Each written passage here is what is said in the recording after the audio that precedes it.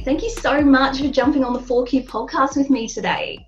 Absolutely. Thank you for having me. Thanks throughout the time change. I appreciate it. Oh, I appreciate it on your end too. And for those who obviously don't know us and our connection, it's so funny because I literally was fangirling on Emily on her TikTok account. So then I followed her on Instagram, and just over the holiday season, I'm like, I just have this thing when I connect with people and I love their message. I'm like, I need to tell them how awesome they are. So I reached out to Emily and I'm like, I love what you're doing. And then we just kind of connected from there. So I appreciate you coming on after such a quick connection. Absolutely. Love the internet, connecting people all around the world. The world's getting smaller. So glad that people of shared interests can connect. Exactly. And I think it's such a great time for, if someone has a message to get out like yours, it's such a good time for that. So I guess before we jump into your message and what you're about, I'll just read your bio out for, I guess, people who may not, or the listeners who may not know you. So Emily helps busy professionals create work-life balance while earning her master's in industrial and organizational psychology and working in corporate training and development. And experiencing personal burnout, she became aware of the lack of comprehensive burnout solutions available, which I definitely can attest to. And so she's taken it upon herself to meet this need.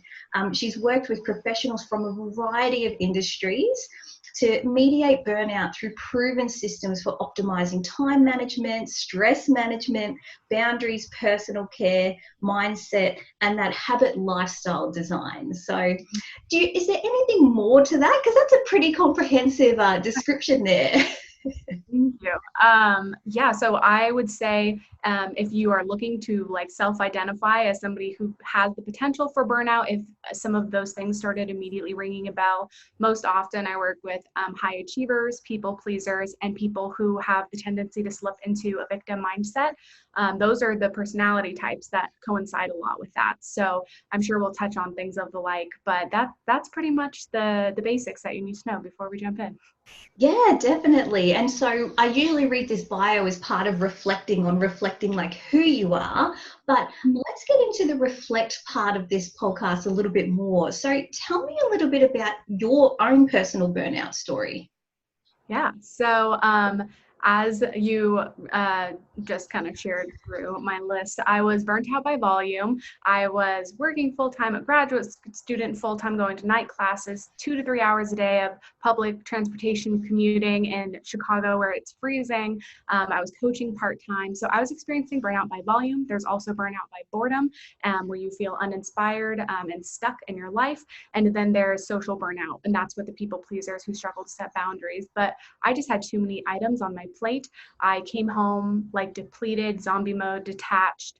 Sometimes I cried, a lot of times I cried, and it was just not how anybody should be living their life. And I had so many friends who were successful by standard merit, just making enough money, living in a fun city. They had friends, they had all these things, and they were so deeply unhappy because they were completely depleted. And even if they had things, they felt like they resented them because they were still taking more of their resources. So I just saw that in myself. I saw that in my friends, and something had to go, and I had to quit my job and focus fully on creating this training in this area because it was so important. And it actually happened before the pandemic, but now that the pandemic is, making its rounds, people have been experiencing burnout where they might not have before.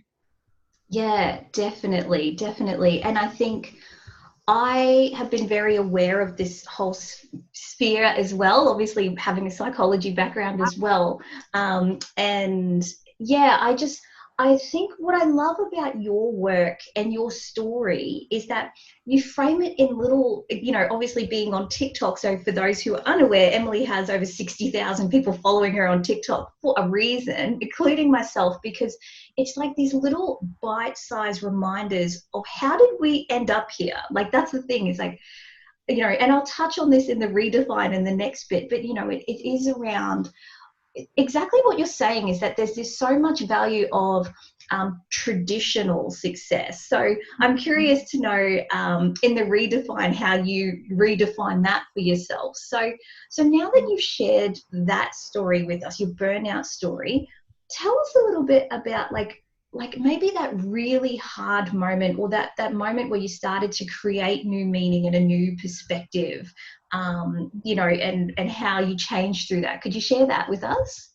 Oh yeah, absolutely. So burnout is a death by a thousand paper cuts. So I would love to like pinpoint the moment where I crashed and burned, but the high achiever in me, that's the identity that I held, that I was like, it doesn't matter because I can always do more. I can always do better. Like my identity depends on what other people see me doing that's valuable. And I got to a point where I was hosting, I was creating 7 trainings from scratch and putting it out to an audience of potentially 400,000 people. And it was horrifying, but I was also so numb from the responsibility that I didn't fully acknowledge what I was putting my body through stress-wise. A lot of times we detach from that stress. And I was also traveling the following weekend and had like one of my first like really bad anxiety attacks. And if you are putting off addressing your burnout, your body is going to stop you. A lot of people start to work with me because they get hospitalized or because they have finally driven themselves to the physical point of burnout where they have to take care of it.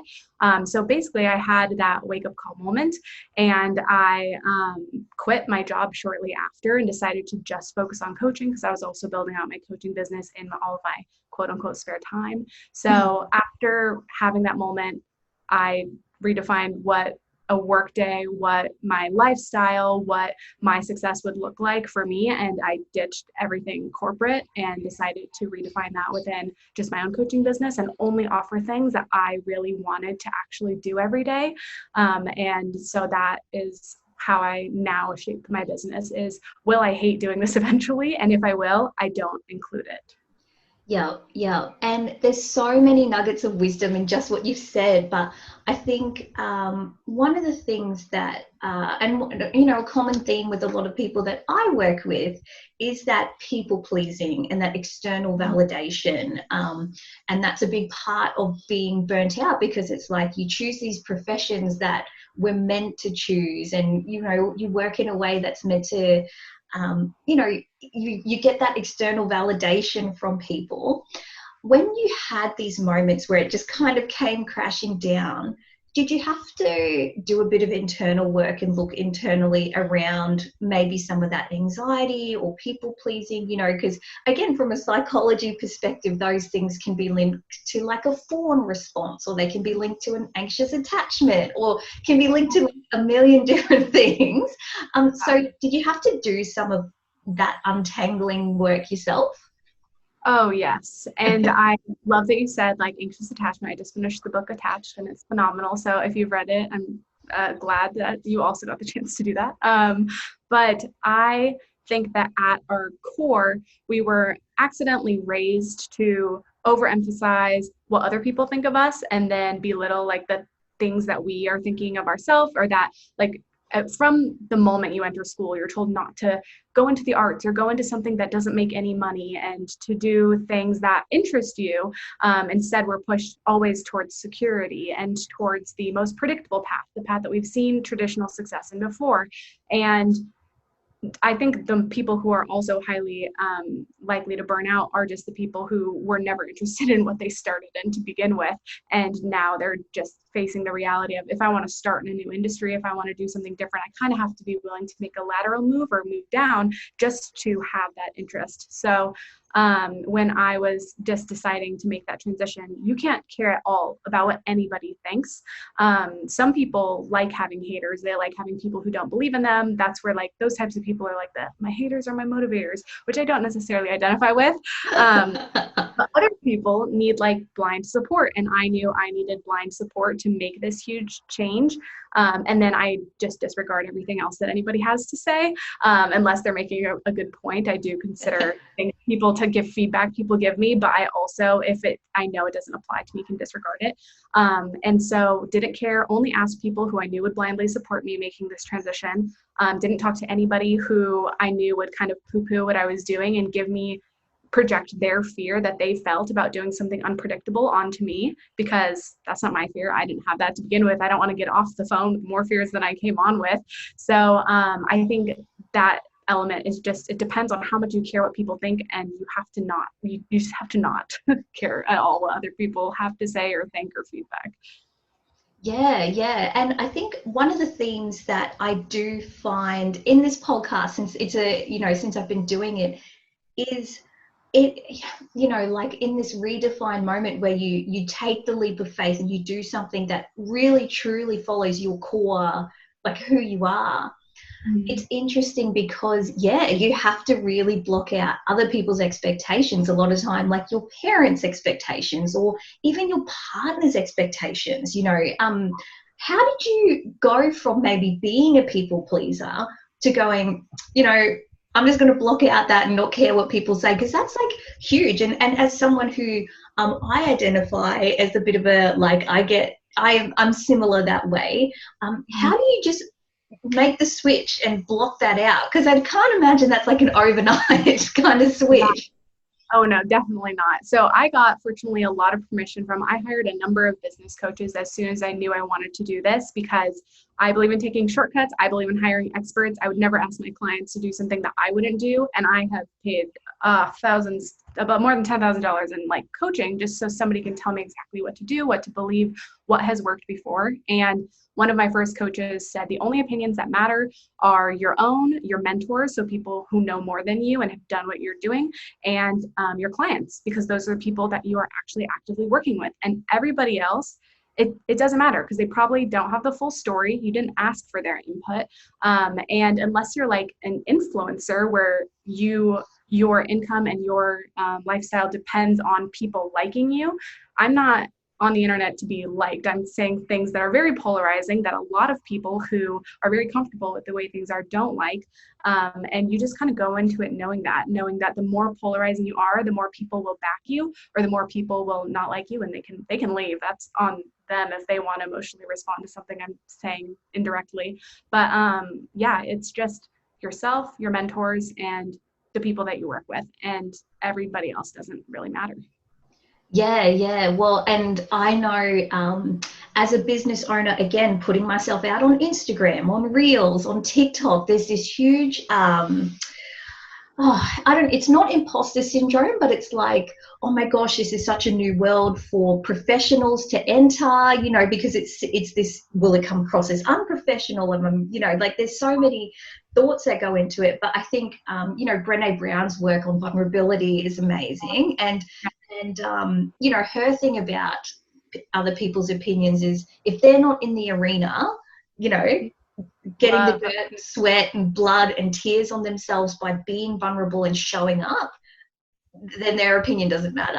And I try really hard to remember that when I'm putting myself out there, because you're exactly right. The internet is just a world where you're not going to get a huge amount of it's not always going to be positive. No, yeah. And I just think of all the times I really liked something someone said and I didn't say anything, because I just figured, oh, they're probably getting a lot of praise regardless. Like they don't need it from me. And like, I just think to myself, I really like what they're putting out.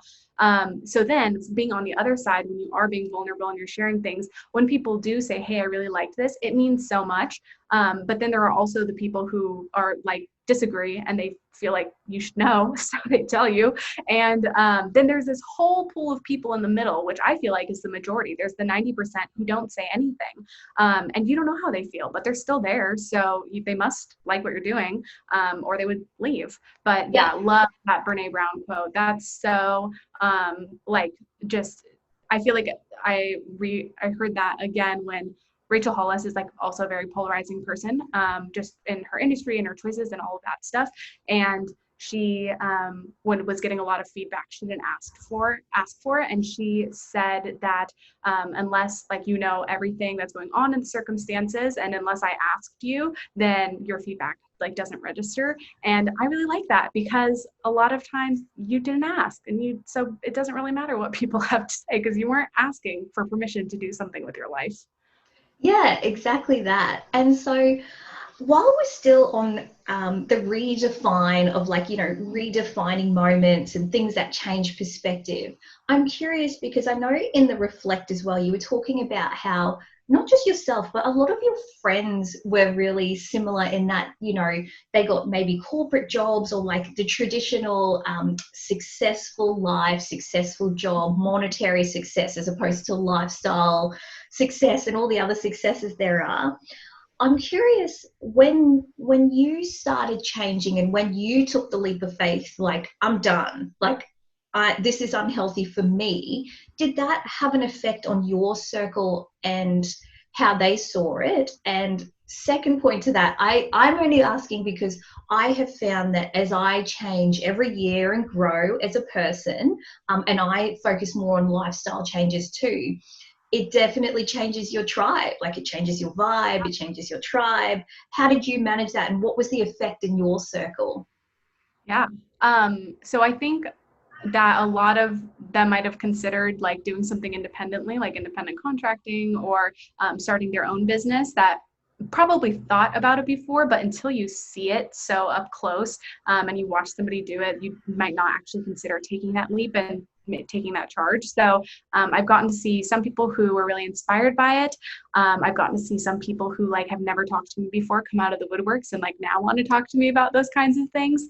But I am very introverted, so I have a very close group of friends that I made in college, and I have not made that many friends since then. So because they've seen me through all of that, we all had bouts of unemployment, we all had like shitty jobs, we all had really great jobs that aligned with us, like we've gotten to see all of it. So fortunately, I didn't have to do too much shuffling in my circle, but I did make more like coaching acquaintances, I would say. Mm-hmm. Now I have people who, when I need somebody to just immediately understand what I'm saying, I can go to them and talk to them about different like things that other people who don't do it probably don't know about. Just like I'm sure you can do with other people who run podcasts. There's just a different language that you're speaking with them. So in that way, I have had to expand to people who just know what it's like to have like, the whole spectrum of emotions that go into being 100% dependent on just yourself. Oh, 100%. And I think we're going to connect after this podcast when I press stop.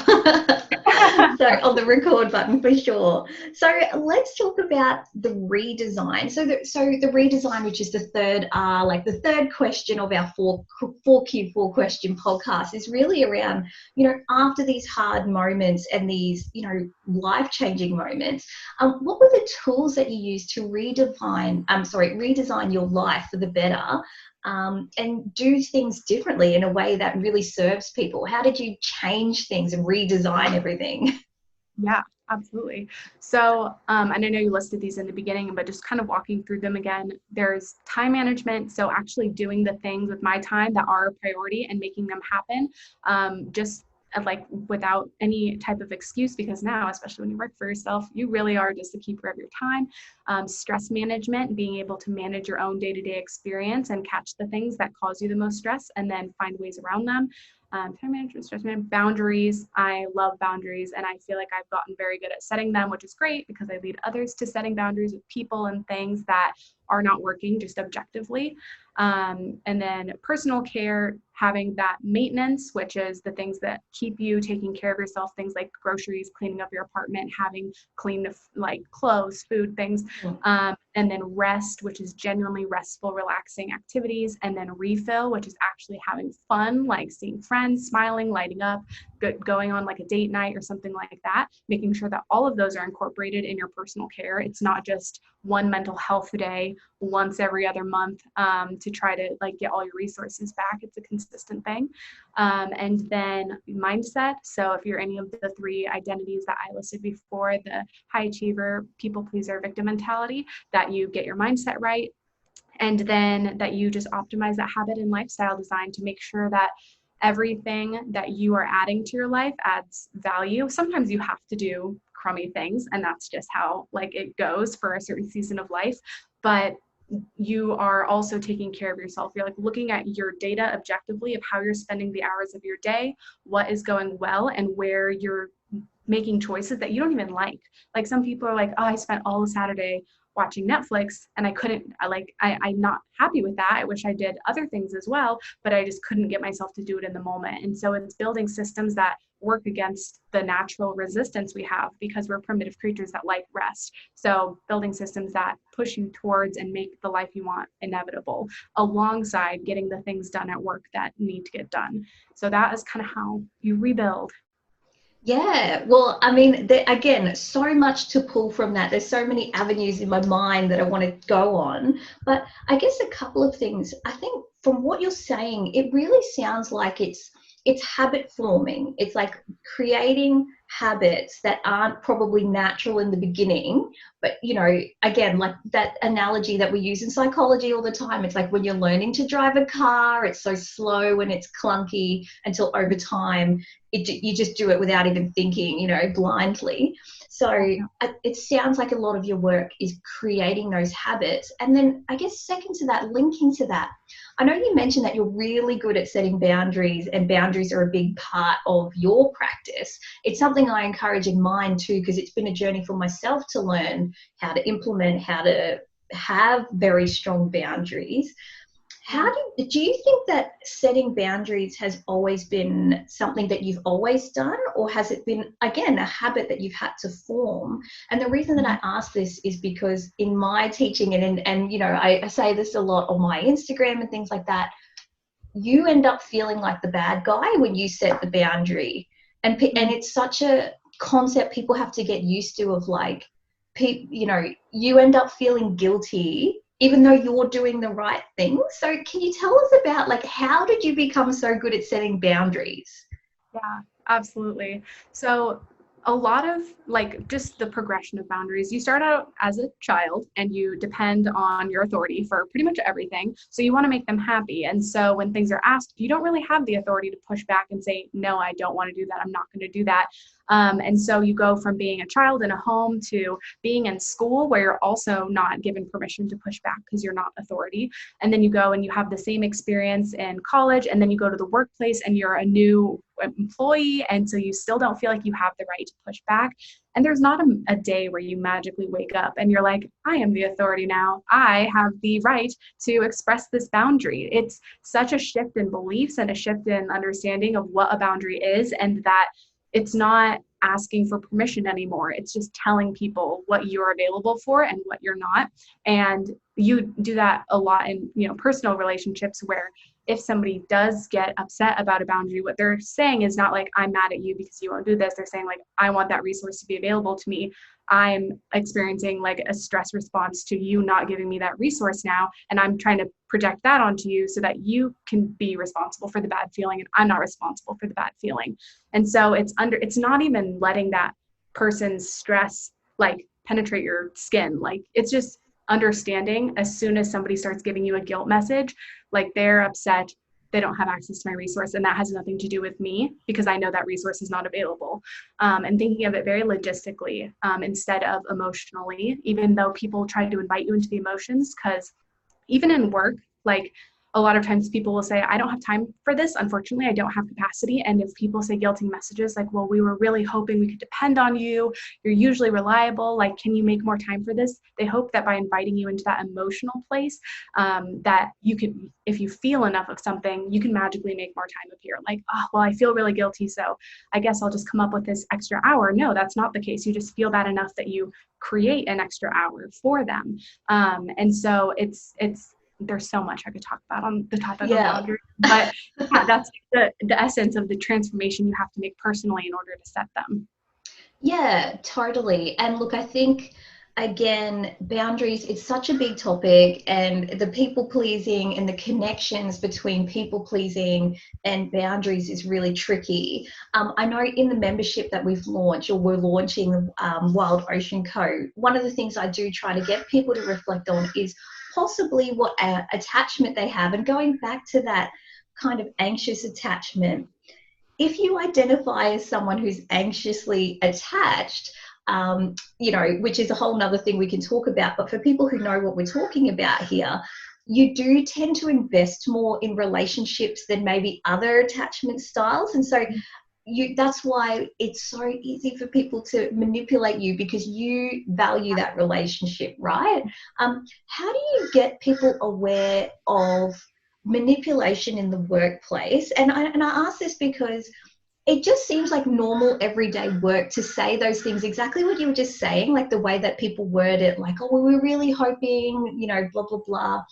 That just seems like a normal everyday email that you would receive, but it's actually quite manipulative when you pull it apart. How do you sort of get people woke on that, like make people realize like what is happening?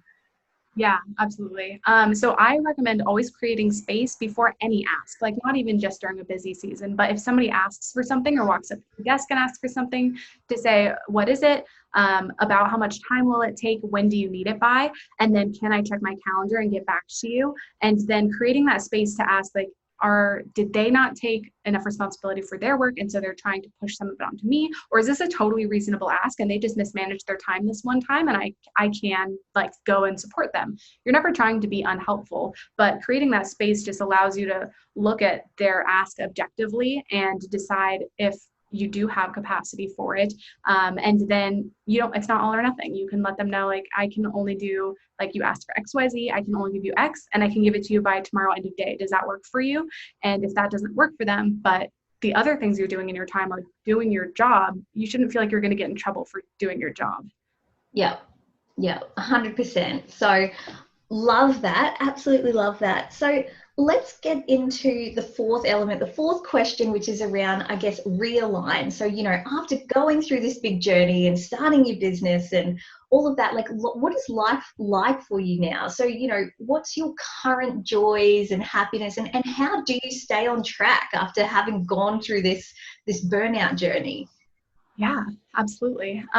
So I just, like, a typical week for me, Sunday, I plan I still get Sunday scaries anxiety just because it's a natural human thing. If you're going from a state of rest to a state of having responsibility, for the same reason we get anxious when we go to open our emails, you're going to have some type of stress response because things are suddenly asked of you. You're exiting that state of rest. So on Sundays, I do a brain dump and then take out the things that I know I need to do that day and then plug everything else into my week. So I know when it's going to get done. And that way, if I do experience any anxiety the entire time, I can tell myself there's nothing I need to be doing. It's just anxiety moving through my body. So then I can address the physical anxiety, and that's just reading, taking, a walk around the block, whatever it is for anybody. Mondays, I have marketing Monday. So I prepare all my marketing for the week because I do primarily social media marketing. And then Tuesday, Wednesday, Thursday, I have all of my client calls and strategy calls. And I'm pretty much just on Zoom all day. And then Friday is just a building day. So any feedback I've gathered throughout the week, I apply that to my programs, or I'm building out new programs, or I'm listening to audiobooks because I really like consuming and learning in that way. And I would say I work between the hours of, my morning routine is 7 to 8 a.m. And then I work until about, it depends on if I have client calls, but if I don't have client calls until about 4 or 5, but if I do have client calls, then I'll take a longer break in the middle of the day, work out, and then have client calls for those who are working during the workday, so we have to do them later. And I just incorporate everything I love. If I want to make time for something, then I have a firm grasp on what my week looks like and plug it in where it can go, and then reinforce it with things that will make it easier when the time comes. So if you're trying to include things that are just objectively not the most fun things, like working out, then again, with those habits, you just want to reinforce them as much as possible and make things appealing to you that you want to include. So that's what the week looks like. Yeah, and what about I know that that's sort of like your professional week. What do you do though in terms of keeping yourself on track personally? Do you have tools that you do, so one of the things I often talk about is just doing a weekly reflection to really just tune in what's working and what's not, and to really sort of get connected with that gut. Oh, sorry, just give me 1 second. Sorry about that. So yeah, I was just saying how, I really encourage people to once a week really tune into themselves and their gut and their intuition, just to make sure that things are aligned, before, you go months without reflecting and going, oh, my relationship's struggling, or, my parenting's really struggling, or I haven't been exercising and eating. So what tools do you use to sort of personally stay in a good space and connected to your stress response? Yeah. So I encourage morning meetings with yourself. So before my workday even starts, I put on headphones with upbeat music, and I just plan my day out, what my ideal day would look like, beginning to end. And then I just encourage everybody to aim for that as much as possible and to continue to hold themselves accountable to their data, which is like very left brain way to think about basically what you said about like trusting your intuition, seeing what is in alignment, what is not, but looking at how you're actually spending the hours of your day and calling yourself out on things that are not even aligning with you, but that you are doing consistently. And so doing that during each of the weekdays. And then on the weekends, I usually encourage people to do like a Sunday check-in that has them walk through the like different types of rest that I named the maintenance, refill, rest. And then I encourage everybody to just walk through the 5 areas of life quarterly, which is business, health, social, personal, and lifestyle. And in each of those areas, identify what the best version of it would look like for you, and then what that would look like on a week to week and then day to day basis, so that you know that the only thing that is stopping you from doing those things is just actually doing them. It's not that you don't even know what they are. Yeah, I think that's just wonderful advice, and yeah, very similar. I think looking at those 5 areas regularly is really helpful. I know the reflection tool I use is based on that biopsychosocial spiritual model. So it's like, okay, biologically, what's going on? Psychologically, what's going on for me? Socially, like, did I see anyone this week that was not a client or not a workmate or not my kids? Like if you're a stay-at-home mum or something like that, like, did you actually connect with people this week? So things like that. And then obviously spiritually, but that's just like your values and your core beliefs. It's not always like a religious based thing.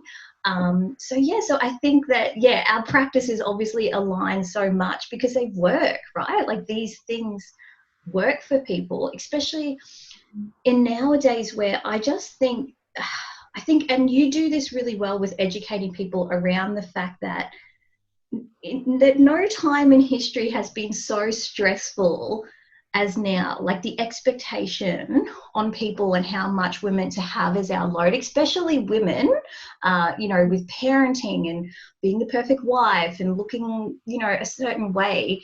How do you make people realize that maybe our lifestyles aren't really normal or natural? Yeah, definitely not sustainable. I agree with that so much.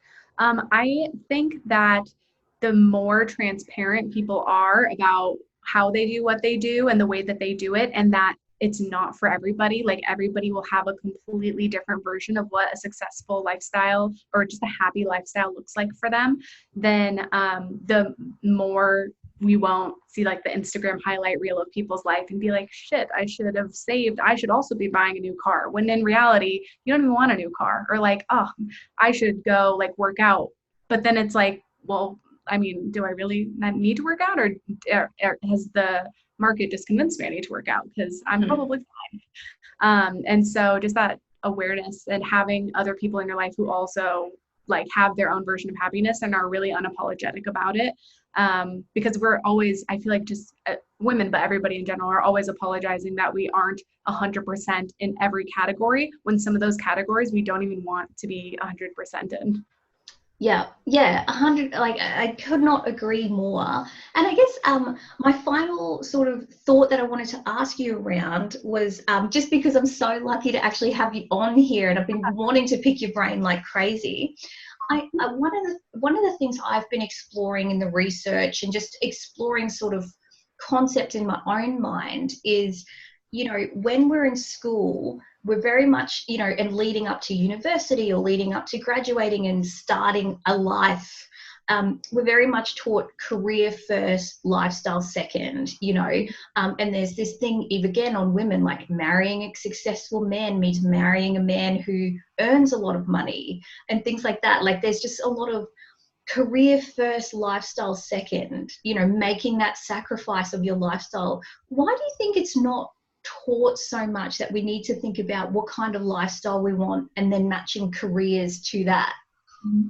I think that absolutely should be where people are headed. I think that it's just the way that things have been done, and it would take a good amount of footwork to redo the education system and to create a gap year where you're required to go shadow 10 different jobs, or talk to 10 different people. You don't even need a whole year to do it, but having this period of time where 18-year-olds actually explore what that career looks like long term. Like there's just not enough, I want to use a different word than research, but research done in the selection phase. Usually people choose things based on what their parents are telling them is a successful career. That's how I almost ended up in nursing, which, let me tell you, if I was a nurse in this pandemic, I would have quit immediately. God bless the nurses. And you know, you base it on what your friends are doing or what you see as traditional success. There's just not enough research. So I think that would need to happen. And there's the same resistance and like not having an 8-hour workday. So much experimentation and research would need to be done industry to industry in order to make that transition. And people don't have the bandwidth. They don't have the capacity. There's not enough time and resources to actually do that unless you hire probably a really expensive consultant. So people tend to choose the path of least resistance, and usually that's the systems we already have. Yeah. Well, if you ever decide to start a petition for a non-traditional 9 to 5 work week, because I very much, again, like my practice as well is around, you know, we have rhythms, like natural rhythms. So myself and one of my best friends, she's a complete night owl, right? Like her window of excellence or whatever is the afternoons to the evenings. That ain't me. I am a morning person. Like if I could work from the time I get up, that would be optimal, but I have a kid, so I can't. But you know, like everyone has a natural rhythm. And if you tell me to do something in 6 hours or 8 hours, I'm always going to get it done. It's just, if you give me extra time, I'm probably going to procrastinate on it, you know? So if you ever in that sphere, I'm definitely advocating for that, because, you know, as a fellow solo business owner, I often think about the future and dream about, okay, when I do have a team one day and things like that, I'm not going to get anyone who's working 40 hours a week. You know, like, tell me what your natural flow is. What is your flow state? What does that look like? And let's work that way, you know? Yeah, definitely. To be a team lead, yes. Wouldn't that be great, like right? all those bad management experiences you have together and then not do any of those things. Yeah, exactly. So listen, Emily, thank you so much for hopping on the podcast. I hope everyone who's listening gets as much out of it as I did. And you've got so many more resources on your TikTok and on your Instagram and on your website. So let us know, where can people find you if they want to connect and learn more from you? Yeah, so my handle on all social media is Emily B Ruth, and then my website is burnoutmanagementprogram.com. That will link you to the different offers that I have. I have an 8-week one-on-one coaching program, a burnout mini course if you want something independent and don't actually want to talk to me, that is totally fine, and then strategy calls, which are just one-off calls. And I eventually get to all of my DMs if you wanted to message me. It just might take me a little bit, but I'll get back to you. Awesome. Well, thank you so much for connecting. I'll put your socials and your handles and all that in the show notes. But again, thank you so much for coming on. And yeah, I guess we'll speak to you soon. Thank you so much as well. Thank you. Okay, bye.